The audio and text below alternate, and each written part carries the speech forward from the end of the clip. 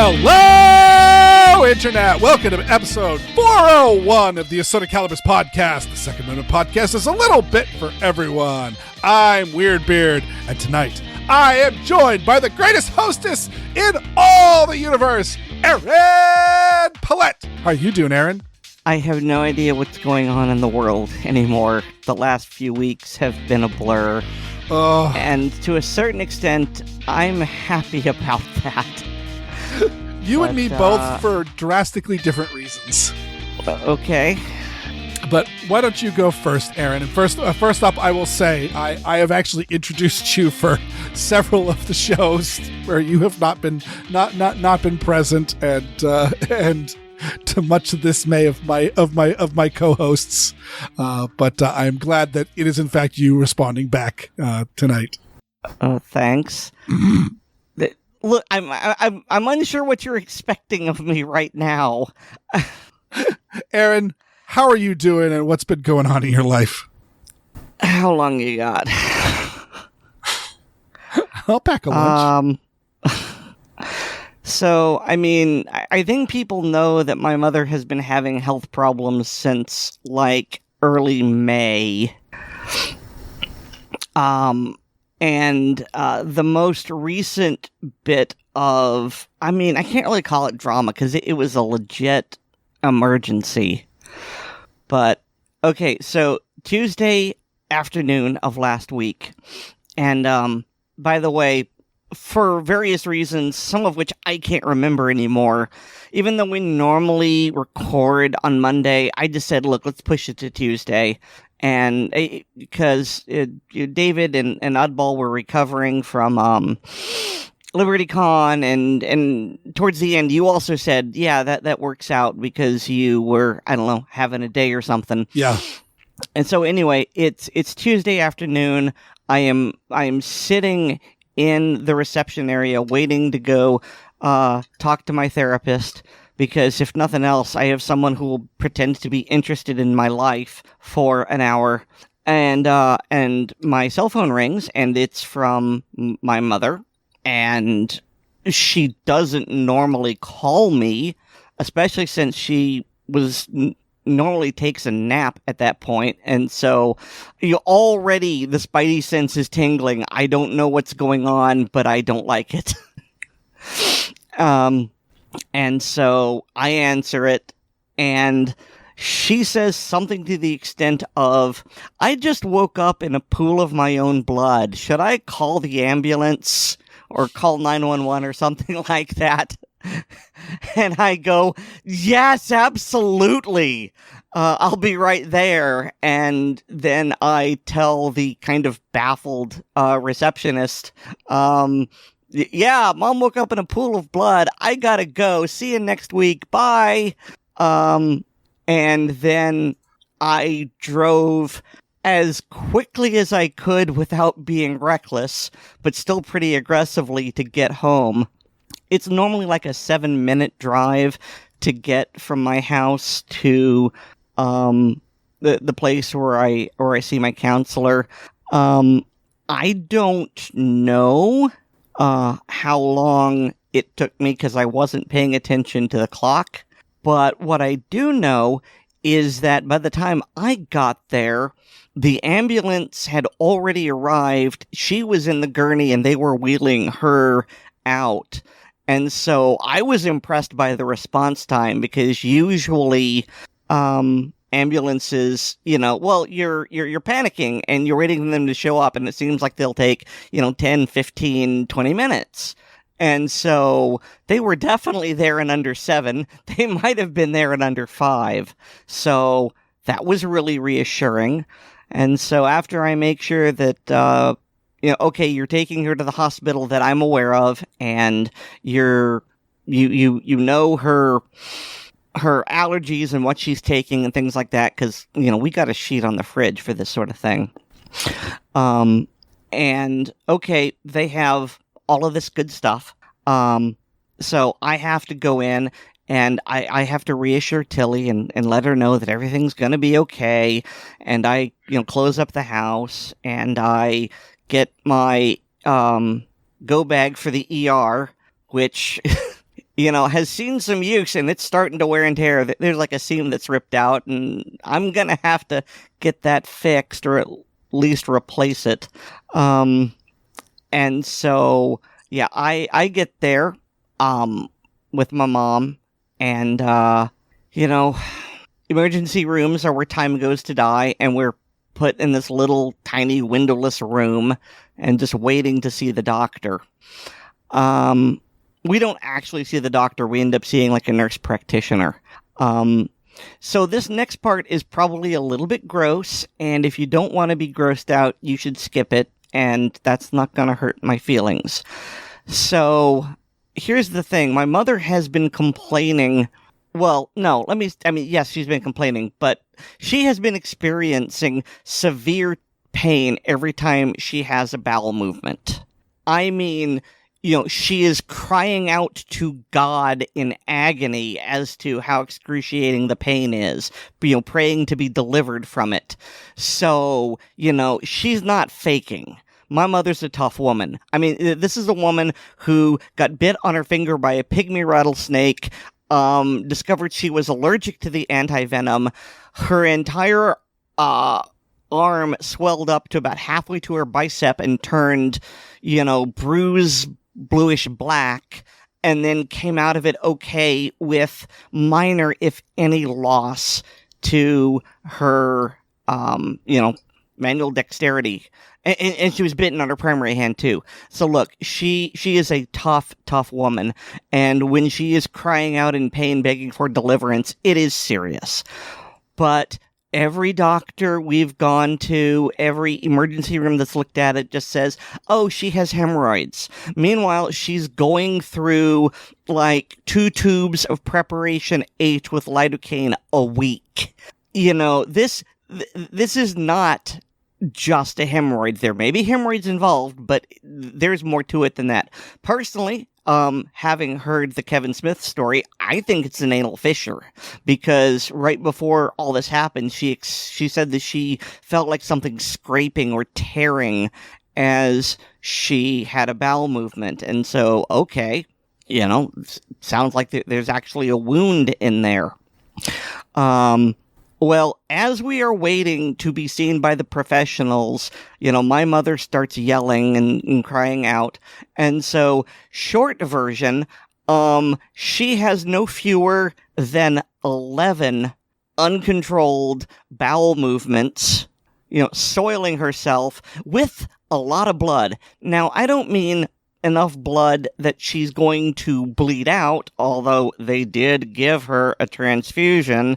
But she's also been severely anemic, so that's probably part of it as well.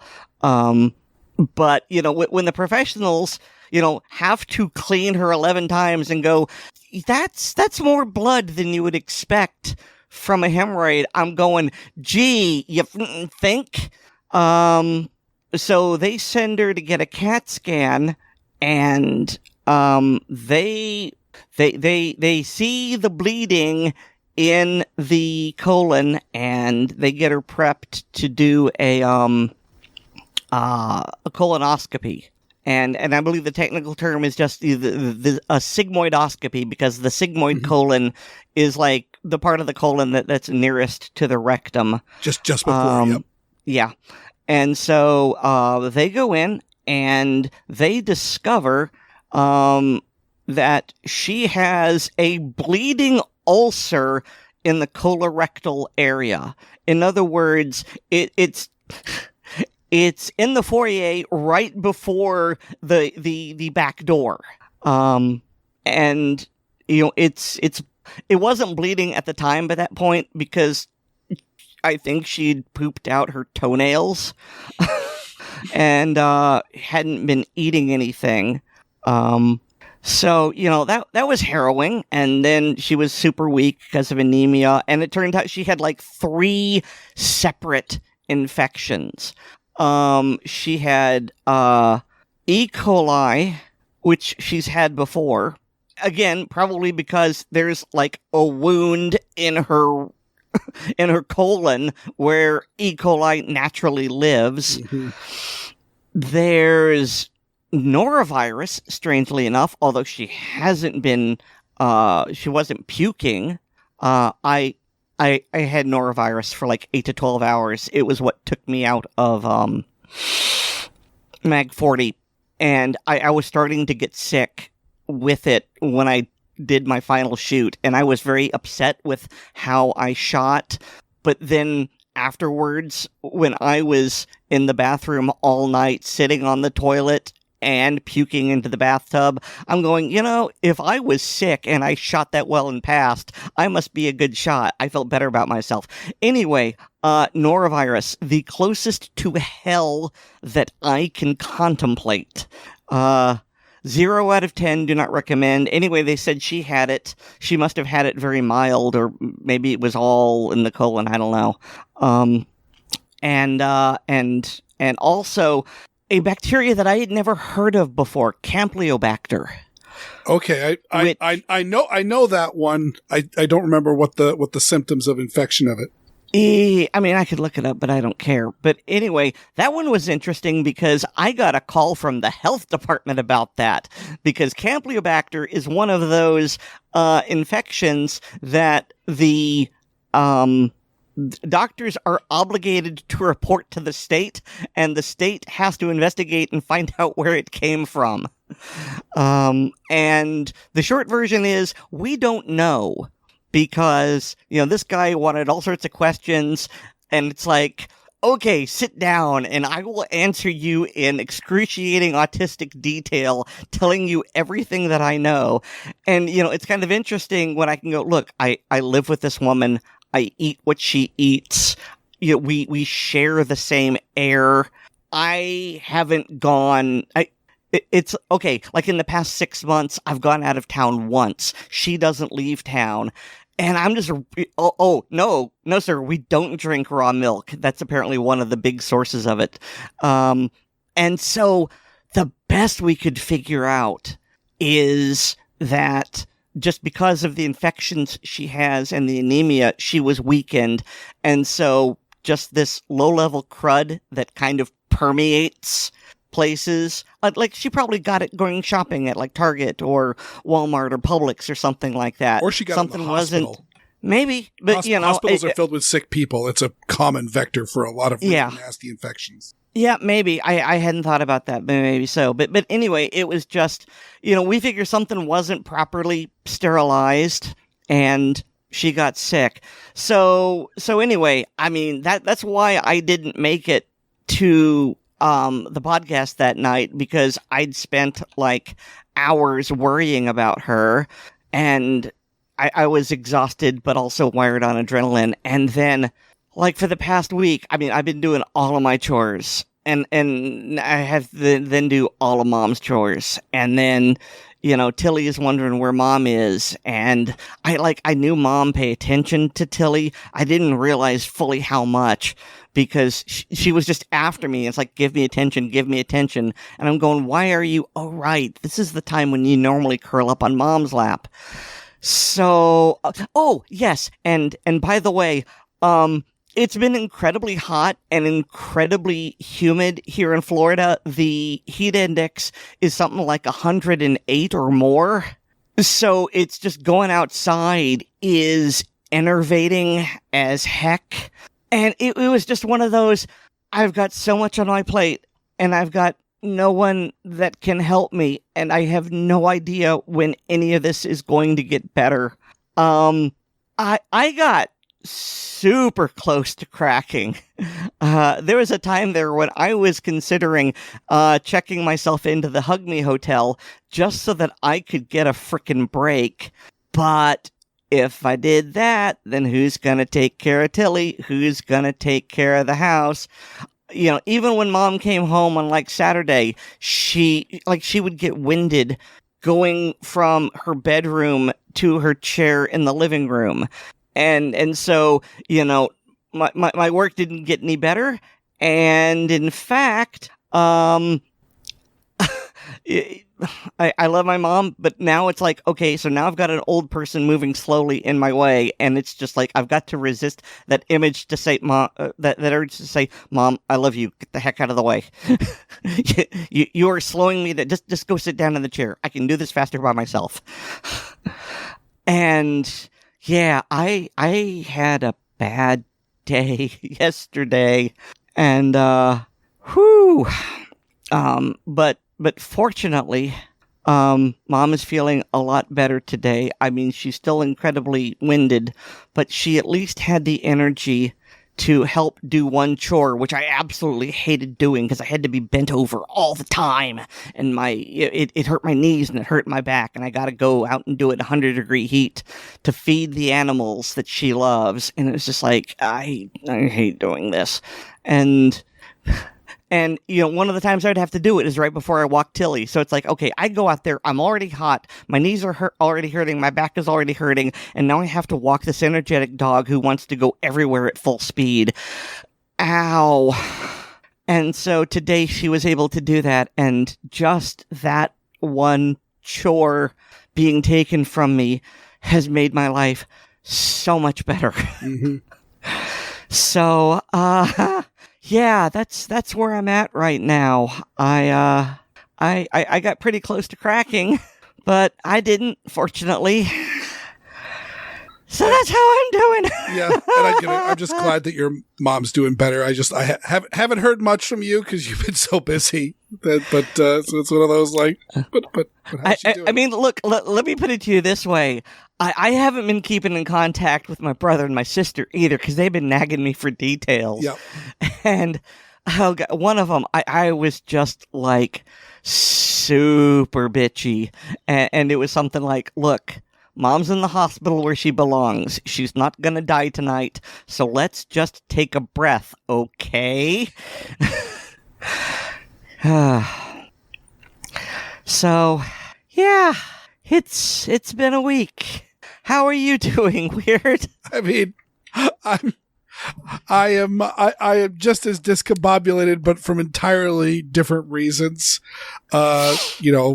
Long story short, we have just signed an agreement for a house up in Maine.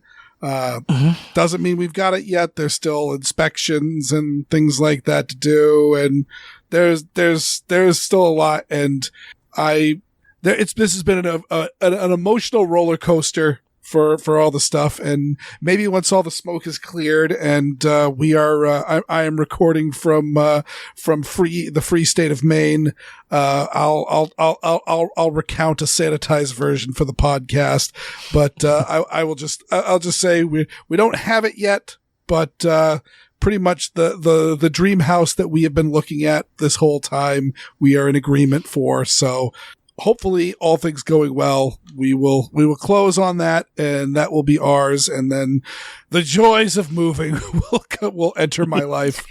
But yeah, so we ended up going up and looking at some other houses because we were still waiting on some stuff, and so it's one of those like, look, let's not just sit here and twiddle our thumbs. Let's see if we can find some other stuff so that if this house falls through, we have another contender. And so we looked at a bunch of properties and all that. And then meanwhile, while we're in between two properties, we get a call back with the sellers, and there's still a little bit more negotiation to do. Stressful day. And this is after, this is on the 5th of July. So we had our Independence Day celebrations, but then all went to bed relatively early. So we get up early in the morning, get in the car, drive to Maine, saw a bunch of stuff, and then the lovely cherry on top is then we turned around and set the course for home, and the GPS told us it was going to take us 3 hours to get home because there was an accident on Interstate 95. And we went, oh, well, that stinks. And then as we're driving, it says, oh, I found a faster route. And so, okay, so it shunted us off to Route 1. And evidently, everybody else got that same message too. And so everybody else got shunted off onto Route 1, so much that some of the people crowding onto Route 1 got into an accident and clogged it completely. So it took us 4 hours to go 100 miles. That's exactly the kind of thing that happens to me on a regular basis. So I'm laughing in sympathy. I get it, dude. Yep. I so get it. And all while we're discussing, well, do we take the house? We have some misgivings. What's going on? What are we thinking about the properties that we looked at?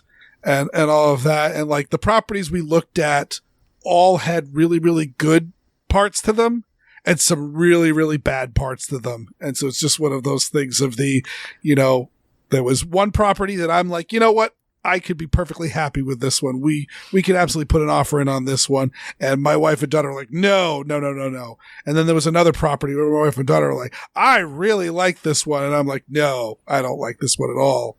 And then there was another one, which was, it's going to be a gorgeous house for someone someday, but it is a very, very large, beautiful house on a very, very large, beautiful lot that is in the middle of the woods.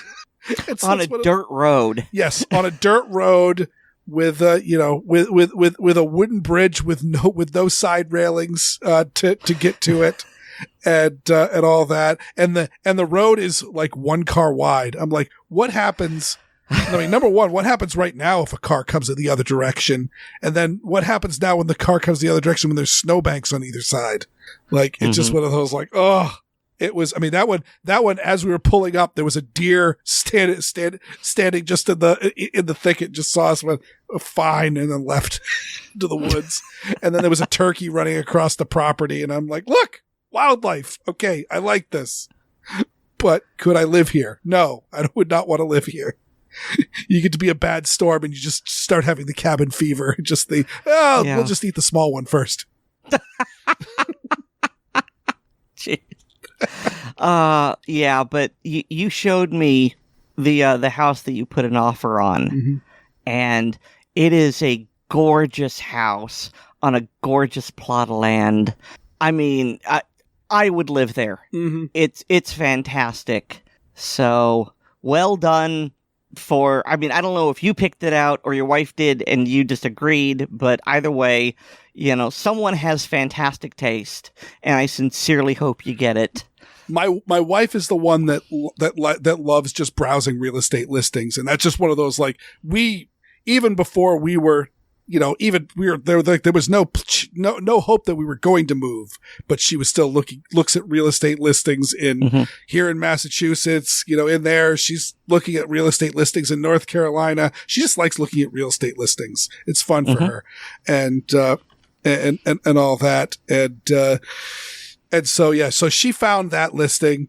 It was like shortly after we had told my daughter the plan, to see, like, because if she absolutely hated the idea of moving to a different school, moving to a different state, that would definitely be a major thing to consider. And, but no, she was on it as well. And my wife found that house and found a couple others and all that. And I just looked at her and I said, we're here. We were at our place in New Hampshire, and I'm like, we're here till the end of the week, or to the end of the weekend. Why don't we just leave early on Sunday, see if the real estate agent will take us, take us for a tour on Father's Day, and then it'll be Father's Day. We can drive up to my to my parents' place and tell them the good news, and because they hadn't heard yet, and I had informed my mother had gotten very mad at me a weekend or two before that because she only has stainless steel pans, which are great for certain things, but they're not great for everything. And so I want to cook eggs in the morning, and all she has is a stainless steel pan, and I don't know how to cook an egg on those and not make it stick. And so I was trying a different technique, and that technique filled the apartment with smoke and set off the alarms. And it's a retirement community, so also it meant the security had to come and confirm that it's not old people setting the place on fire. And and so it was embarrassing, it was deafening, it was miserable, and my mom was furious with me and told me that my kitchen privileges were revoked, to which I said, you don't ever have to cook your own breakfast when you're at my place. And so we informed her that since my kitchen privileges were revoked, we were going to buy a kitchen in Maine. And that went over as well as you would think. Wait, what? Of course, it's also my mom and talking to us, and we as a general rule only share with her major life things once we have decided it's happening and it's in motion. We don't share the pipe dreams with my mom. So Right. she was just looking at it with her head all screwed up, because for all we know, she thought we were investing in a restaurant. Yeah. So what is going to be your first firearm purchase in Maine? Yeah, I have thought about that. I will say the two that are probably on the top of the list for essentially social guns, because of course the most important thing is the guns that might save your life. And the two things that I've always wanted an AR-10. I was actually thinking about getting an AR-10 before they essentially became illegal here in Massachusetts. I was going to buy a neutered one and just make do, but I can actually buy a big boy one here in Maine. And so that's high on my list. Some flavor. The Ruger S-Far I really like, but then I was told by Matt from Geeks, Gadgets and Guns that, they discontinued that. I'm like, really? That makes me upset. And then I would like to I love my 1911 so much, but it is an early 20th century firearm, really a late 19th century firearm, and so now I could have big boy guns, and I'm thinking a Sig 365, the Fuse, essentially the 365 grown up to essentially Glock 19 size, but absolutely ridiculous in the fact that it holds so much ammo and it's so thin and small. So yeah, that those are two things off of me, but also I need to find, obviously Southern Maine there's a Cabela's in Southern Maine, so that's an easy drive from me, but I want to find the local mom and pop shops where you can get the good deals. And of course, wandering into those, that's when just happens to be that just guns fall. There's a shop near here, that calls itself Reload. I think it's Tim's Reloading Supplies or something, like Glenn's Reloading Supplies. And so it's one of those okay. And so I usually go there for my bulk ammo buys, because he sells ammo by the case. But every single time I've gone in there, I go in to buy a case of ammo and I leave with a case of ammo and a new gun. Doesn't even have a big gun counter, but just there's always something that just jumps out at me and going, "Oh, you've always wanted one of these, huh?" All right. So shall we get on to the to the main topic? I mean, if we have to. Well, Aaron, this one for sure is a good one for your sarcasm font. These are the type of articles that I love to laugh at.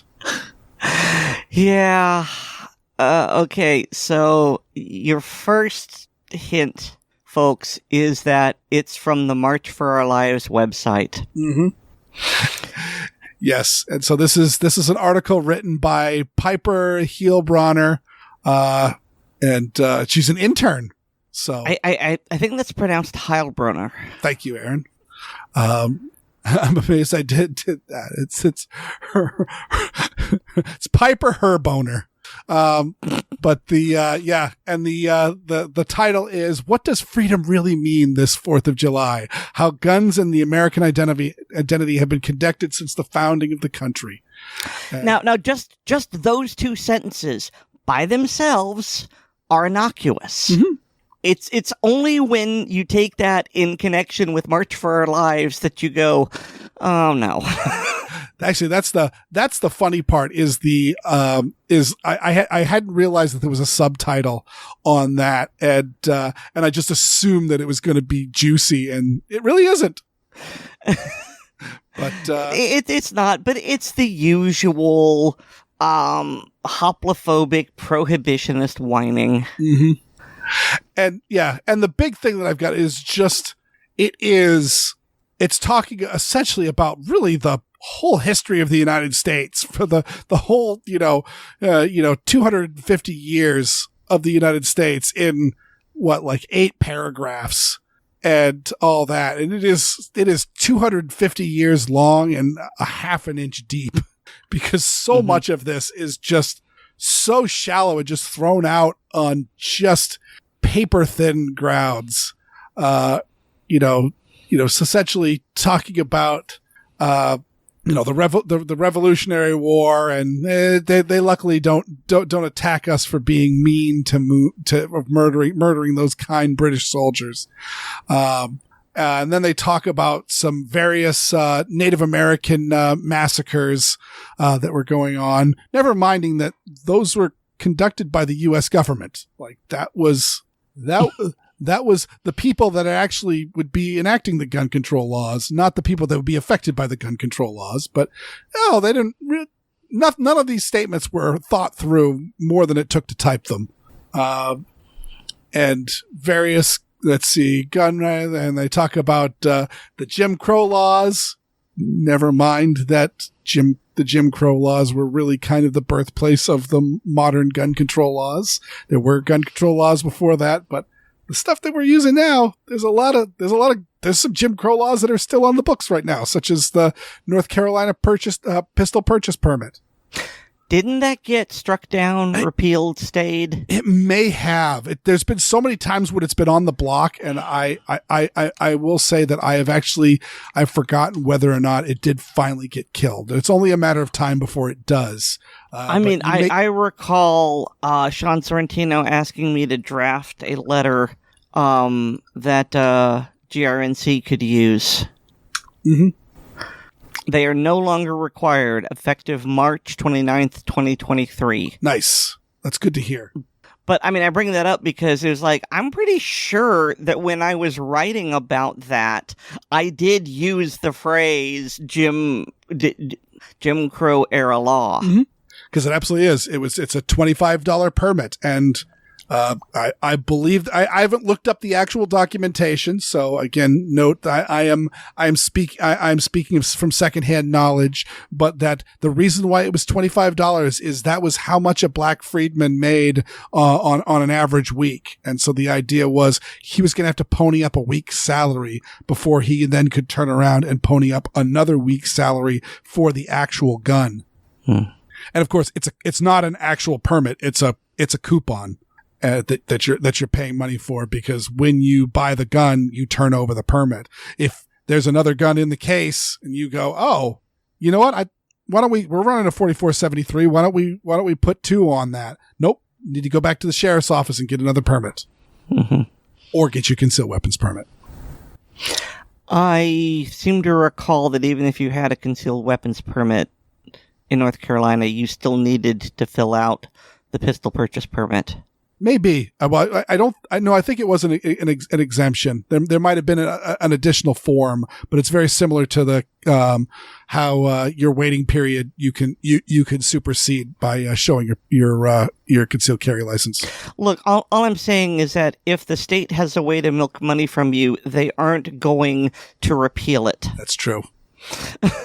But yeah, so okay, yeah, they did finally repeal this by striking the law down. But they aren't going to make it easy. Like, well, okay, you've paid us for the concealed carry permit. Now you don't need this. It's like, no. Bureaucracy doesn't work that way, unfortunately. Put another $1 in. Yep. Here's a great little cause and effect here is that pattern continued with the civil rights movement, where an explicit ruling banning people of color from owning guns in the 1967 Mulford Act. This is the this is the California one signed into law by Ronald Reagan. Yep. That and that's the one that resulted in GCA 68. No, this is the one that essentially banned open carry in California. And okay, look, here is my line of reasoning. Okay. So we've got the civil rights problems, and so you have the Black Panthers who are going, the police are not responding in time or at all to assaults upon black people, so we're going to form our own armed posse and patrol in order to protect people. And the powers that be were not comfortable with that, and so they passed the Mulford Act, making it illegal to open carry. And then that didn't solve the problem. There were still issues with violence, with racism, all of the unrest involving the civil rights movement. And while I can't think of the actual this led to that, I don't think people are going to disagree that GCA 68 was the result of everything in the 60s leading up to it, like starting with the Kennedy assassination, and then the other Kennedy assassination, and all of this other stuff. I'm just saying that it feels like the Mulford Act was the next step, perhaps the last step, before GCA 68 happened. I could be wrong, but it's just that was the point I was trying to make. Yeah, no, you're actually right. That there was a lot of civil unrest. It was the race riots and the marches for equality and those sort of things were the ones that were encouraging people to push for more gun control. And then the death of both Kennedys and Martin Luther King was kind of the bloody shirt that pushed it over the finish line. Very similar to how, anti-gunners are always scheming to take our guns away, but it isn't until there's something like a mass shooting or some other mass casualty event that suddenly they come out of the woodwork and say, oh, I have this bill. It has nothing to do with this, but don't you feel bad that people are dead? You should do something. But they talk about the Mulford Act and then turn around going, the NRA faced major reconstruction, essentially talking about the Cincinnati Revolt with Harlan Carter and Clifford Knox using their racist ideology. No citation there. And never mind the fact that the Mulford Act was gun control that was racist ideology. And then the NRA has been trying to roll back gun control, which is racist ideology. So they are actually giving the guns back to the black and brown people who have been disenfranchised. But I wonder if Jeff Knox has standing to sue for defamation because of this slander on his father. I would say it's probably thin ground, only because Clifford Knox is a true public figure, because I believe he was president of the NRA, and so I would argue that's a fairly public figure, and so slander needs to be really directly injurious. They're calling him racist. Yeah. In today's society, where that kind of thing gets you canceled. Now, okay, Clifford Knox may not care about being canceled. He's dead. But I'm saying that's a very damaging statement today. True. Yeah, and it does paint a bad light both on the Knox family and on the NRA, which was, again, formed by Union generals after the Civil War because those Southern boys could outshoot us like crazy because the South was the agrarian society. And guess who knows how to shoot really good? Farmers, because if there's a coyote on the edge of your field, if you could put a musket ball in his eye, that's a good thing. Or maybe you're shooting your supper for the night. Correct. Yeah, shooting your supper for your night. Fox getting into the hen house. That old trope. That trope exists for a reason. And foxes are tiny, and they move fast. Like, it's tough to shoot a fox. So yeah, this is horrendously tone deaf, and really, again, 250 years long and a quarter-inch deep. Like, I really don't think she thought more about this than the time it took her to write the sentences. And it's hilarious. And I encourage everyone to go to the show notes and click on the link so you can point and laugh. So because you brought up the sarcasm font, I'm just going to quote part of the closing paragraph, just because I want to mock them. There is no freedom in the violence, death, and harm that flows from an American identity tied to gun ownership. The time is now to redefine freedom. So, that gives you an idea of what the tone of the article is like. And redefine freedom to freedom is less rights, because I remember reading a book that took place in the 80s that was about that. Oh, 1984? Yeah, that was the year. What was the title of that book? It was a really good book. So in this next one, this is really just it's just a single tweet of Kostas Moros talking about essentially California, talking about the introduction of their Glock ban, which we have covered on the show, that has gone into effect on the 1st of the month, and essentially Harmeet Dillon has told them, don't do it. This is unconstitutional, and we're going to be looking into it. And this document itself that Kostas is citing states the United States Attorney General Assistant Attorney General Harmeet Dillon urged California Attorney General Bonta not to enforce the Glock ban, Exhibit A. In this response, General Bonta told AAG Dillon to pound sand and that his office intends to enforce this statute vigorously. And boy, that's saying an awful lot. Especially, again, this is an official document where. Yeah, I want to point out the document written by the Department of Justice. Weer'd was not paraphrasing. It literally says "pound sand." Mm-hmm.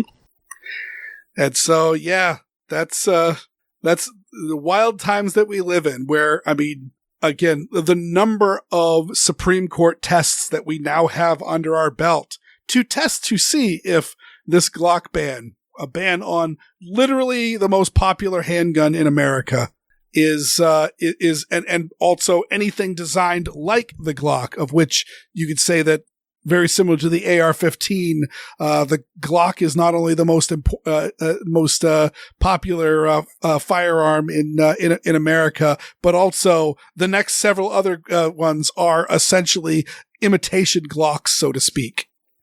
And that's right there on the Heller test of in common use. You don't really get that much more stuff that's more in common use, that polymer striker fired double stack handguns that use a pre-charged striker. That's pretty much most of them. And the style of trigger that they have is, I believe that's all pretty much all of them can go through. And also we covered this before, it's written in such a way that it would be very, very easy for someone to turn around and develop an auto sear for whatever permissible gun is. And then that suddenly gets encountered underneath the Glock ban. So the fact that this is really, I mean, you don't have to be much of a constitutional scholar to realize how unconstitutional this is.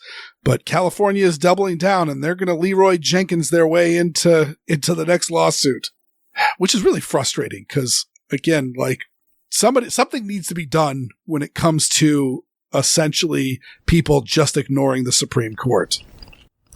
You mean like they've done for Bruin since 2022? Mm-hmm.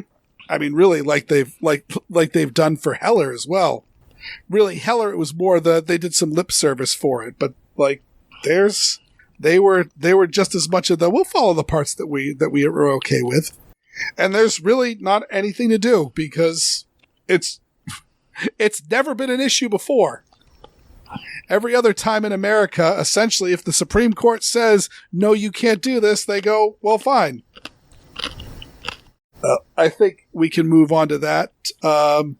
This next one was really just kind of a more of the same in the fact that the Virginia assault firearms ban has gone in, and we covered the story essentially where the Virginia instant background check system was going off and on, and there was discussion on whether or not it was being throttled by the government to keep more of these guns out of the grandfather list, but also the fact that there are multiple groups that are trying to get a restraining order on this so that it can be halted until the U.S. Supreme Court takes a hold of it. So and again, there's Assistant Attorney General Harmeet Dillon, who I'm so glad she's on our side. She really is a vicious lady, and I mean that in the nicest way possible. Don't make her put down her knitting. Don't make her put down her knitting. I love the fact that, that she is just openly, I am knitting and reading Twitter, and now I'm mad. She's a Sikh. They're warriors.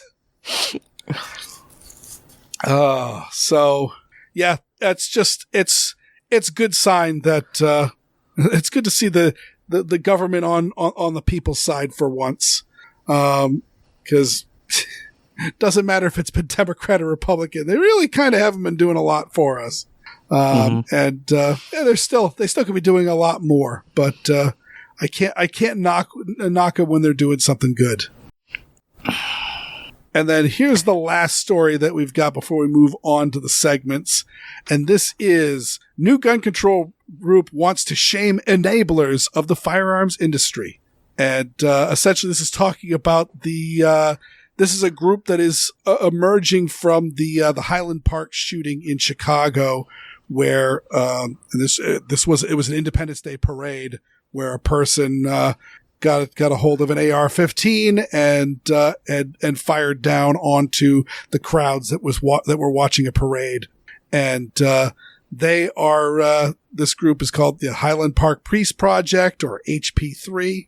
Great. I mean, honestly speaking, it's a great name. And then, but they are essentially their goal is to pressure what they call enablers of the what do they call them? The big the big five, the five major civilian-facing manufacturers of so-called assault weapons, and they list that as Smith & Wesson, Sturm Ruger, Bushmaster, Daniel Defense, and Sig Sauer.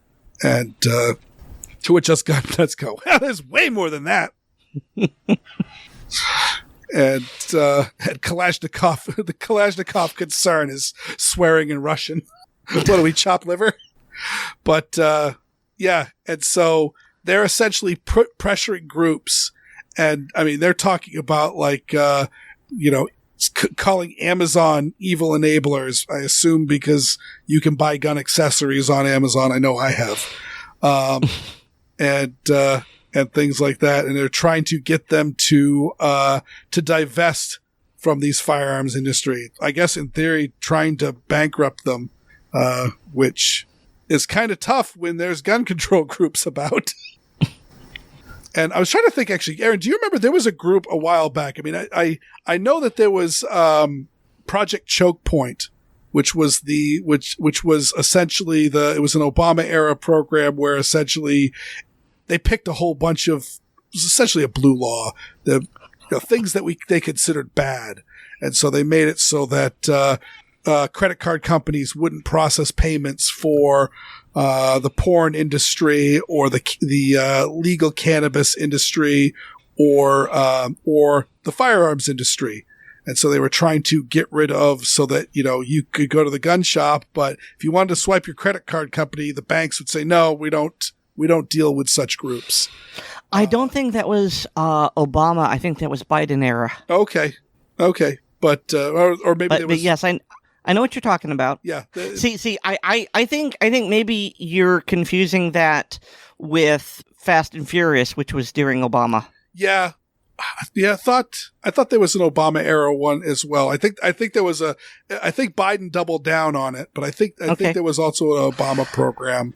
I mean, there might have been, but I'm pretty sure that when we discussed it on the podcast, because I don't think this podcast existed during the Obama administration, but I remember us talking about it somewhat recently. Mm-hmm. And so, yeah, it would have to have been during Biden. But anyway, yes, you were asking me about it. What about it?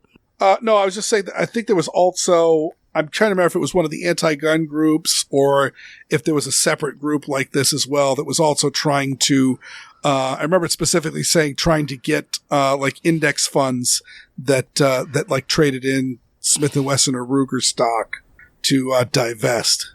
I don't know. I vaguely recall there was a corporate entity called the Cerberus Group, and I think at the time they were buying up gun groups, and I think it was to buy them and then basically dissolve them. Whether that was their intent or not, that was what happened. Yeah. I mean, that's as close as I can remember to what you're describing. Yeah, I could do some research on it, or I could say, listeners, reach out to me, throw me a bone. But there was something like getting like retirement funds from pulling it out, and I think there was also like state investments. There was something that was going on that was very similar to this, and I say that only because we've forgotten about it because it doesn't exist anymore because it was so wildly successful.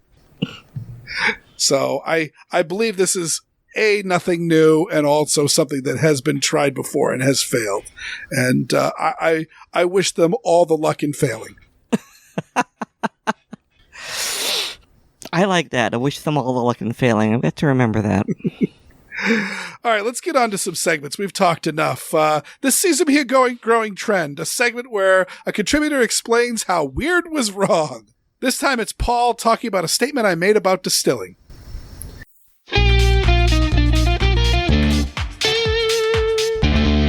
Hi, this is Paul. Instead of the segment I was planning, I instead need to say that Weer'd was wrong. After my last segment, he went on to discuss distillation, and he made the statement multiple times that the 4 shots contain mostly methanol and it's important to throw them away. That's not correct. I can't even really blame Weer'd for this, as it's been a common wisdom likely since Prohibition. But the study I'm providing from 1996 does conclusively show that any methanol in the mash will end up distributed throughout the distillate. The other link I'm providing does a better job explaining why this happens and what the resulting concentrations in the distillate are. The basic gist is that while methanol does boil at a lower temperature than either ethanol or water on its own, when you mix the 3, their boiling points change and they all end up boiling at the same time. The 4 shots actually tend to concentrate things like isobutanol and other fusel alcohols, which, while not the healthiest things to be drinking, they are removed mostly because they taste bad. This is a matter of what tastes good and not purification of the product removing harmful compounds from the distillate. The methanol mostly comes out with the water, and it actually tends to concentrate more in the tails. There is an industrial process called demethylization, but that's only an option at large commercial scale. On the craft scale or at home, the only things that really could be done to reduce methanol is starting with a low methanol mash and not following the old practice of recycling the tails into the still for the next run. So there you have it. Weer'd made a mistake, and next time you hear someone else repeating the same myth, possibly as a reason why home distillation shouldn't be allowed, you have the information needed to dispel it. Thank you, and I provided Weer'd with the links to include in the show notes.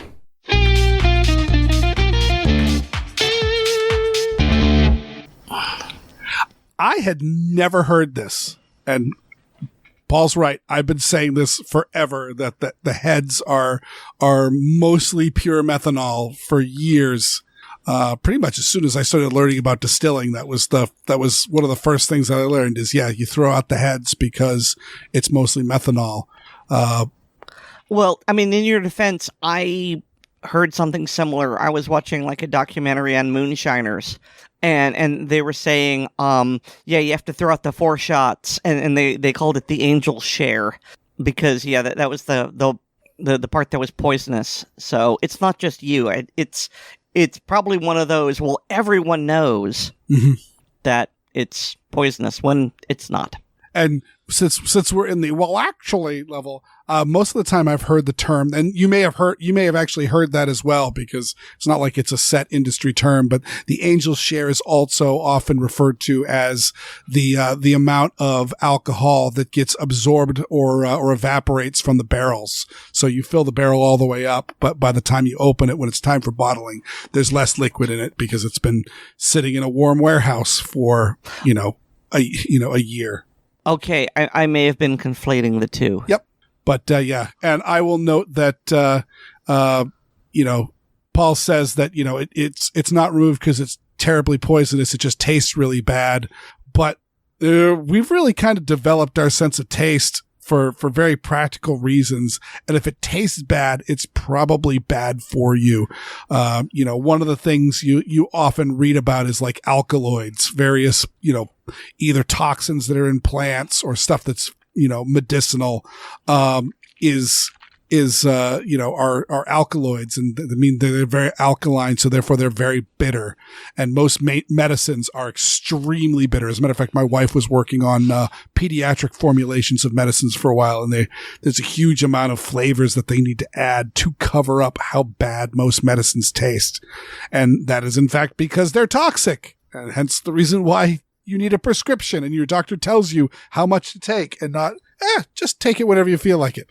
And like this even goes for food items that we eat, like wormwood. Wormwood is toxic at high levels. As a matter of fact, it's called wormwood because it was actually used as a way to take care of parasitic worms in somebody.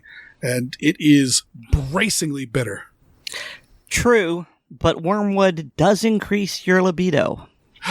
Why is that, Aaron? Because absinthe makes the heart grow fonder.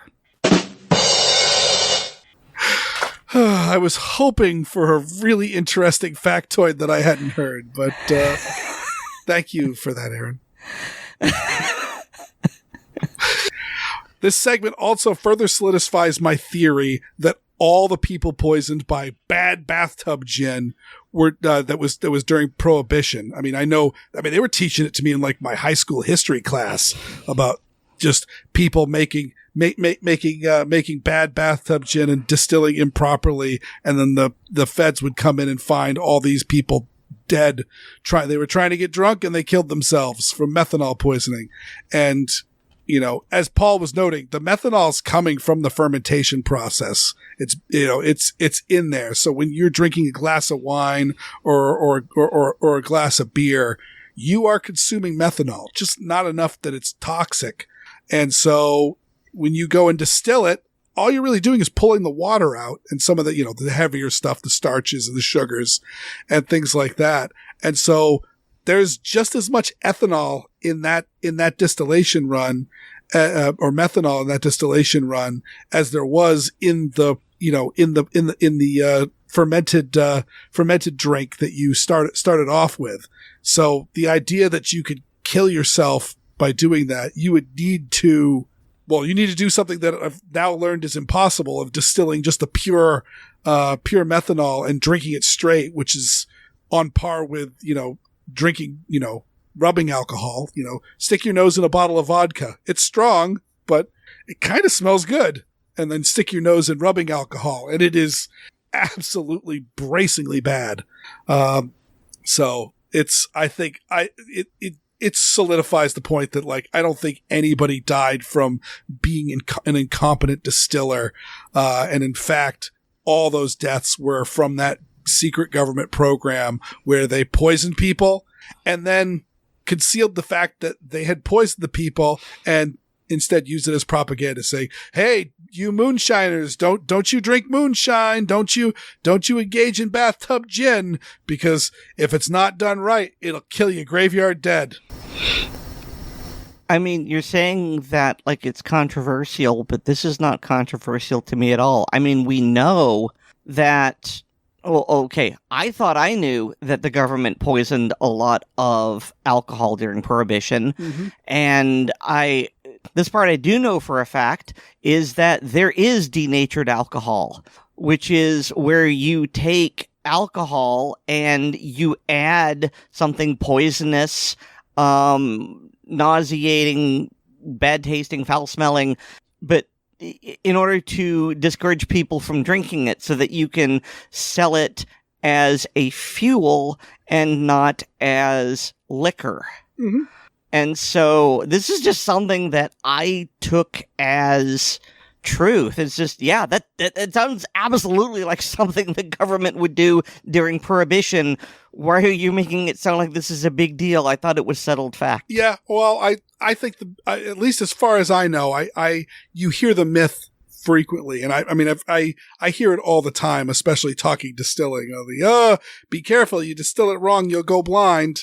And it's one of those, like, I don't think that's possible. And I think a lot of the evidence of you'll go blind or you'll poison yourself came from the prohibition propaganda against home distilling. David's segment is about gun stonks and Bondo.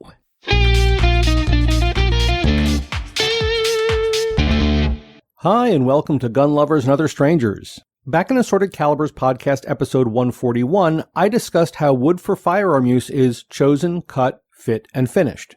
In this segment, I'd like to revisit that topic to talk about damage to and repair of wooden rifle and shotgun furniture.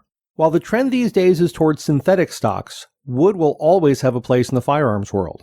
Take a look at some higher grade quality rifles and shotguns. Their stocks can be works of art. The grain, checkering, patterns, and blending with the lines of the action were all carefully chosen. So what do we do if one of our wooden stocks suffers an injury? There are really only three choices: live with the damage, hire a professional, or fix it ourselves. Obviously, addressing the first two wouldn't make for much of a segment, so I'm going to focus on the third option, DIY stock repairs. As with most of my segments of this type, this is not a detailed how-to tutorial, but an overview of some of the tools and techniques available for repairing wooden stocks. Knowing our limitations is also an essential part of this process. Exceeding our abilities can quickly turn what should have been a simple repair into a much more expensive situation. It's very important that we plan each step and take things slowly. As Joe Gill, played by Wilford Brimley, said in Crossfire Trail, if you take your time, you get a more harmonious outcome. The first step to starting a repair is assessing the damage. Is it a dent, a chip, a crack, or a completely broken stock? Dents occur when the wood fibers are compressed but not cut. This type of damage is probably the easiest to repair. All that's needed is a clean cotton cloth, some water, and a clothing iron. Make sure the surface of the stock is clean, lay the damp cloth over the dent, and run the hot iron over the general area for a few seconds at a time. The steam generated will penetrate and expand the compressed wood fibers, raising the dent.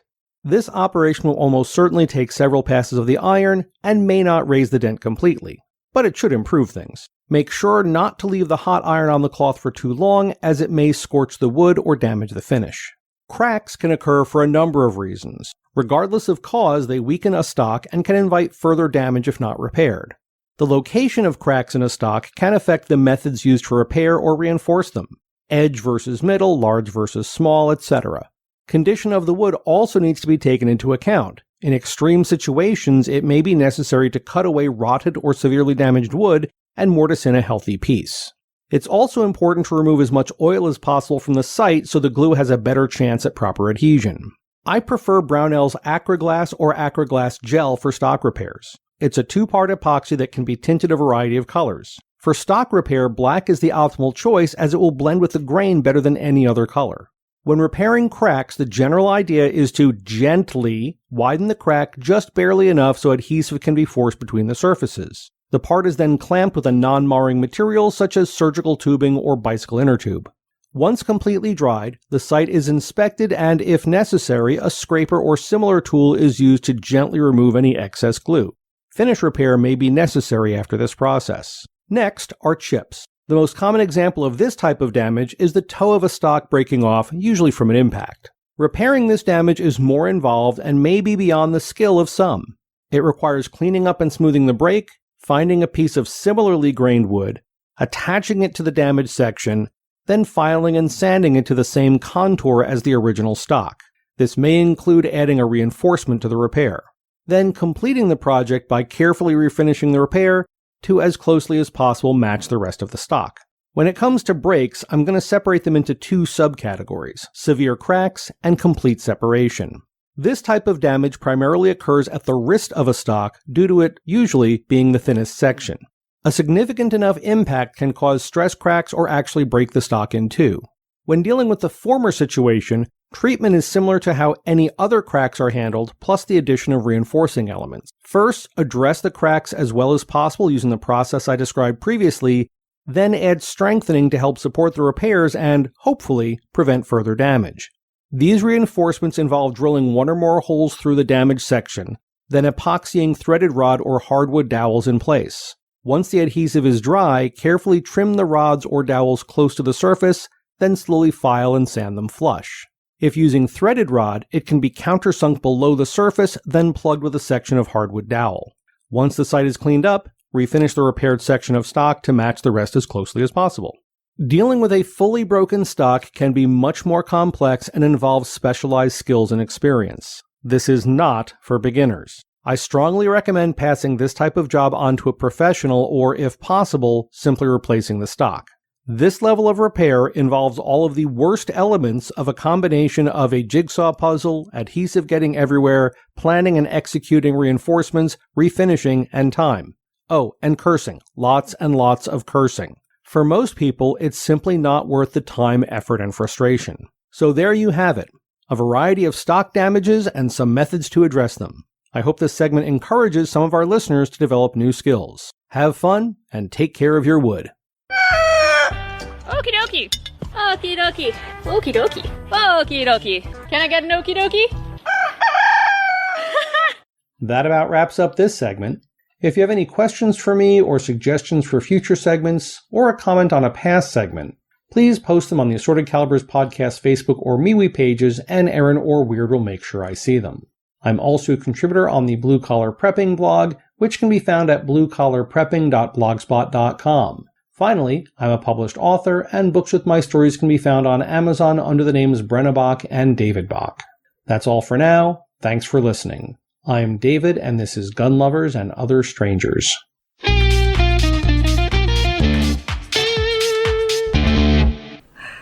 Yeah, I have exactly one rifle with a damaged stock, and I have never shot it, and I don't intend to shoot it. It's my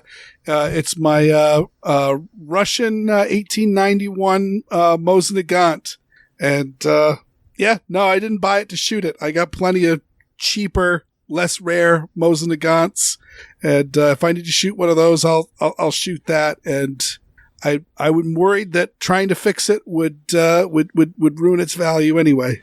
And all the other guns I have either have just really good stocks, even the surplus ones, or they're modern guns and they have the fiberglass or metal stocks. I really have nothing to add. Yeah, fair enough. Aaron doesn't need to fix her stocks either. But maybe you do.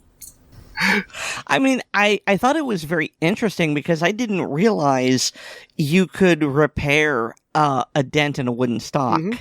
I mean, I just thought, okay, it's like that from now on. But then as he described it, I'm going, yeah, that makes sense. Huh. So I really like the information for information's sake. I don't know if I'll ever use it, but it's good to know because I can apply that to things other than just gun stocks. Any sort of dented wood, I can use that information, and so that's really neat. Yep. Yeah, you could lift it. You could lift out a dent out of like a table or a chair or something as well. And by all means, I went to quick look. I didn't read every single one of his links before I started, but in the show notes, he's got the Brownells video on that, and I have watched this video before, and I highly recommend everyone to go on the show notes and watch the steaming dents out of a Remington Model 11 shotgun stock because it's magical how it happens. Hey, Weer'd, do you know what else is magical? Our listeners! Thank you, each and every one of our listeners. We really appreciate you joining us for this fine episode of the Assorted Calibers podcast. But we must give a very special thanks to all our supporters on Patreon. They help keep the lights on. They're really important. There are expenses associated with podcasting. It's not that much, but it's enough that it could be a problem if I was just fronting the bill every week. If you want to be a Patreon patron, go to patreon.com/Assorted Calibers podcast and sign up.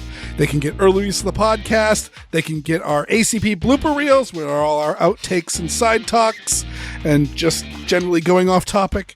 The ACP film tracks, watch movies with us, and the ACP Mag Dump, our off-topic show. Also, please remember to rate us on Apple Podcasts and Pocket Casts, subscribe to us on the platform of your choice, and share the show with your friends, both online and off. And also, I was just on iHeartRadio today, and it asked me if I wanted to subscribe to the Assorted Calibers podcast. So that's a thing you could do on iHeartRadio. I Hooray! don't really know what it does. I didn't subscribe to it because I listened to this show enough. But you can get more from me at my blog, which is weirdworld.com. That's WEERD world.com. And hear me weekly on Handgun Radio on the Firearms Radio Network. And you can get more from me at linktree/Sharon Paulette. That's linktree.ee/Sharon Paulette, all one word. And thanks to Nate Spencer for our music. I'm the Green Fairy who lives in the absinthe that wants your soul. And Weer'd Beard is wormwood that makes the waters bitter. Our flavor profiles? We'll go with that. Is Assorted, and so's our podcast. Good night, everyone. Good night.